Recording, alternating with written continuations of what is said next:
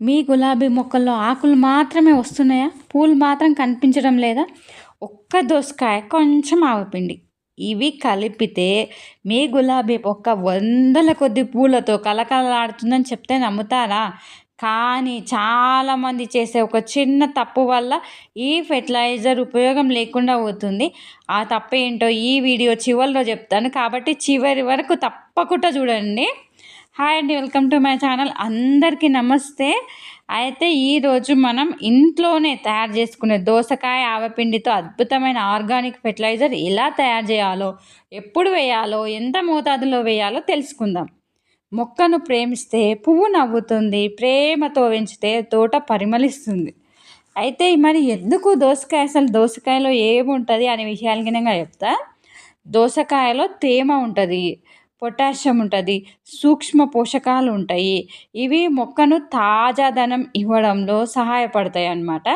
ఇంకా ఆవపిండిలో అయితే సహజ నైట్రోజన్ ఉంటుంది, ఫాస్ఫరస్ ఉంటుంది, పొటాషియం వంటి పోషకాలు ఉంటాయి. ఇవి వేర్ల దగ్గర కొత్త కొమ్మలు రావడానికి, పూల ఏర్పాటుకు ఉపయోగపడతాయి అన్నమాట. ఇది దోసకాయ. ఈ దోసకాయను చూడండి, కొంచెం బెల్లం వేసుకోవాలి. ఇది నల్ల బెల్లం అన్నమాట, చాలా మంచిది. ఇంకపోతే ఒక మంచి విత్తనం చెప్తుంది, ఒక మంచి ఎరువులు పూల వర్షాన్ని కురిపిస్తాయి అని. ఇకపోతే మరి ఇది ఎలా తయారు చేయాలంటే, ఒక చిన్న దోసకాయ ముక్కను కొయ్యండి. ఇట్లా కోసి దాన్ని 2 స్పూన్ల ఆవపిండి, 1 లీటర్ నీళ్ళు వేసి బాగా కలపండి. కలిపితే మనము గింజలను గినంగా వేసినాక తర్వాత వడవస్తాం కదా, అప్పుడు గింజలన్నీ పోతాయిలే.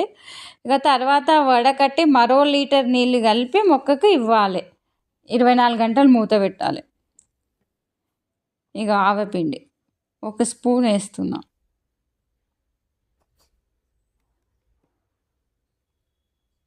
బెల్లం గినంగా వేసినాం. ఎంతకంటే ఫర్మెంటేషన్ కావడానికి ఇంకొకటి మంచి బ్యాక్టీరియాను ఉత్పత్తి చేస్తుంది బెల్లము. మీరు కావాలంటే వేసుకోండి, ఏం అవసరం లేదంటే వదిలేయచ్చు. నేను మాత్రం బెల్లం వేస్తున్నా, ఎందుకంటే మంచిగా ఫర్మెంటేషన్ కావాలి, మంచి బ్యాక్టీరియా ఉత్పత్తి కావాలి కదా, అందుకోసమని. మీరు మీ ఇంట్లో ఎలాంటి ఫెర్టిలైజర్స్ ఉపయోగిస్తుర్రు అనేది నాకు కామెంట్ రూపంలో తెలియజేయండి. మీకు ఏమైనా డౌట్లు ఉంటే నాకు కామెంట్ చేయండి. ఇంకా బెస్ట్గా ఏమైనా ఫెర్టిలైజర్ కావాలంటే నాకు చెప్పండి, నేను మీకోసం అని ట్రై చేసి అప్లై చేసి నాకు మంచి రిజల్ట్ వచ్చిన తర్వాత మీకు వీడియో చేసి పెడతాను. ఇకపోతే మీకు ఆయుర్వేదిక్ ప్లాంట్స్ గురించి డీటెయిల్స్ ఏమైనా కావాలన్నా నా ఛానల్లో ఉంటాయి. మీకు కావాల్సినవి తప్పకుండా వినండి. మీకు ఏ పెయిన్కు ఏ ఆయుర్వేద మొక్క ఉపయోగపడుతుంది అనేది క్లియర్గా అర్థమైపోతుంది అన్నమాట.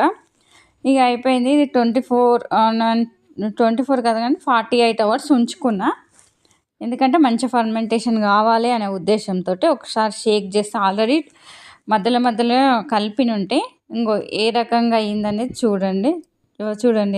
ఎట్లా అయిపోయింది అసలు.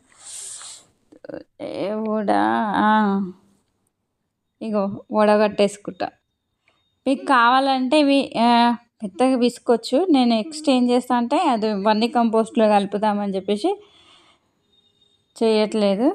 పెద్దగా ఏం లేదు అసలు, ఆల్రెడీ ముక్కలు బయటకే తీసేసిన కదా.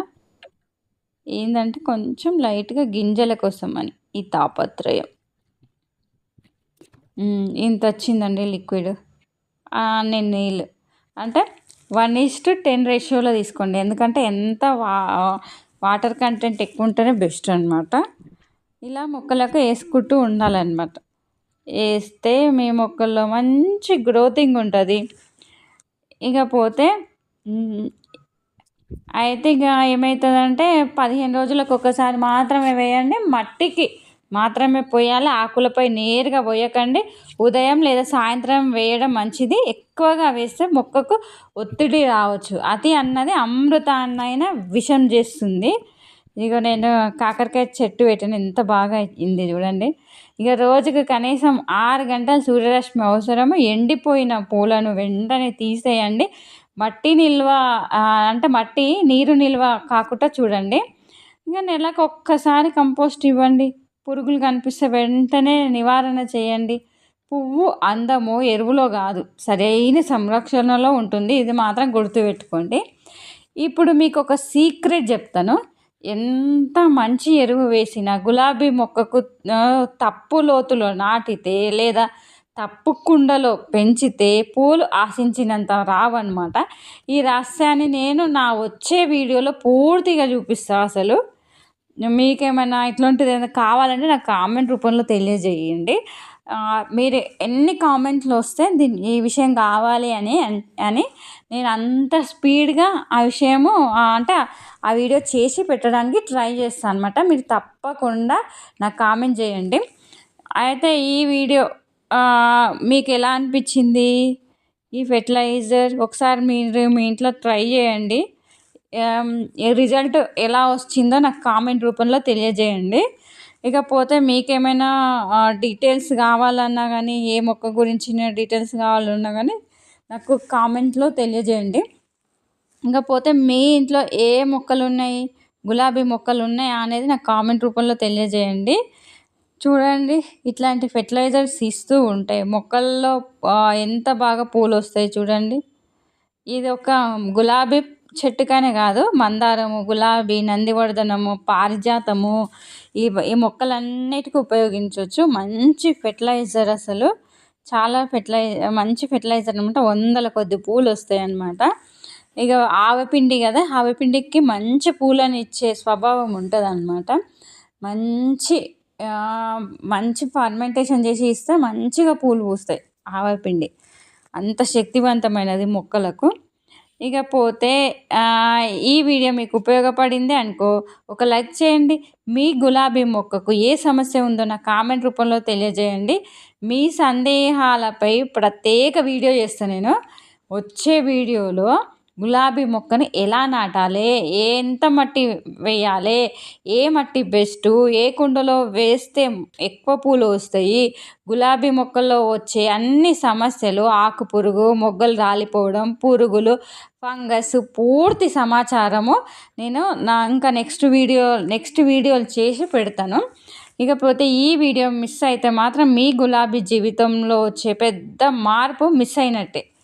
ఇకపోతే మొక్కలను ప్రేమ ఇస్తే ప్రకృతి పరిమళం ఇస్తుంది, జ్ఞానం పంచితే తోట వికసిస్తుంది. మళ్ళీ మరో అద్భుతమైన వీడియోతో కలుద్దాం. నమస్కారం. Thank you so much.